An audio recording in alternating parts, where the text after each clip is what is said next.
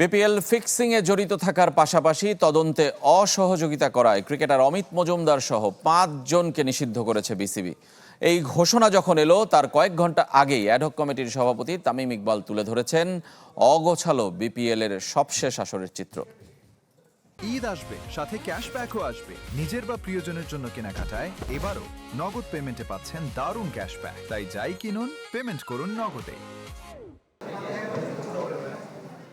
দায়িত্বে এসে ক্রিকেট আর ক্রিকেটারদের সুযোগ সুবিধা বৃদ্ধি নিয়ে একাধিক সংবাদ সম্মেলন করেছিলেন বিসিবির অ্যাডহক কমিটির সভাপতি তামিম ইকবাল। তবে এই প্রথম বিপিএল নিয়ে গণমাধ্যমের মুখোমুখি খান সাহেব প্রশ্ন তুলেছেন শেষ আসর নিয়ে। তামিমের দাবি, নিয়মের কথা বলে অসংখ্য ব্যত্যয় করেছে আমিনুল ইসলামের নেতৃত্বাধীন বোর্ড। 6 দলের মধ্যে মাত্র এক ফ্র্যাঞ্চাইজি ব্যাংক গ্যারান্টির শর্ত পূরণ করেছিল। বিসিবির সাথে কোনো চুক্তি ছাড়াই টুর্নামেন্টে অংশ নিয়েছিল সিলেট ও নোয়াখালী। একটা টিমের আমাদের কাছে ব্যাংক গ্যারান্টি ছিল, তাও পুরো অ্যামাউন্টটা না।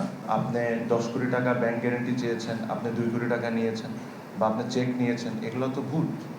আর এইগুলোর কারণে তো আজকে বিপিএল সাফার হচ্ছে বা BCB has to pay back. So এই জিনিসগুলোর অ্যাকাউন্টেবিলিটি নেওয়া অবশ্যই দরকার, তাদেরকেও অবশ্যই প্রশ্ন করা উচিত। দ্বাদশ আসরে চট্টগ্রাম ফ্র্যাঞ্চাইজি দায়িত্ব নিয়েছিল বোর্ড। এতে বোর্ডের ক্ষতি 16 কোটি টাকা। এই লাস্ট বিপিএলে বা বিসিবির মনে হয় 14 থেকে 16 কোটি টাকার মধ্যে লস হয়েছে, এরকমই কিছু, রাইট? জোড়াতালি দিয়ে এমন বিপিএল না করার কথা জানিয়েছেন বিসিবি বস। অব্যবস্থাপনার দায়ে আমিনুল ইসলামের নেতৃত্বাধীন বিদায়ী কমিটির কাছে জবাবদিহি চাইতে পারে অ্যাডহক কমিটি। যদি আমরা প্রপার ফ্র্যাঞ্চাইজ না পাই, আমার কাছে মনে হয় না যে বিপিএলটা করা উচিত আমাদের।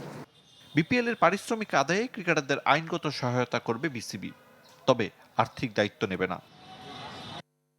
বিপিএল ফিক্সিংয়ে জড়িত থাকার সন্দেহে গত আসরে খেলতে পারেনি বেশ কজন ক্রিকেটার। তাদের দোষ বা শাস্তি চূড়ান্ত না হলেও নতুন করে এক ক্রিকেটার সহ 5 জনকে সাময়িক নিষিদ্ধ করেছে বিসিবি। একমাত্র ক্রিকেটার অমিত মজুমদার, বাকিরা কেউ ম্যানেজার, ফ্র্যাঞ্চাইজি মালিক। তাদের বিরুদ্ধে অভিযোগ ফিক্সিংয়ে জড়িত থাকার পাশাপাশি বিসিবি ইন্টিগ্রিটি ইউনিটকে তদন্তে সহযোগিতা না করা। আরিফুল ইসলাম, চ্যানেল 24, ঢাকা।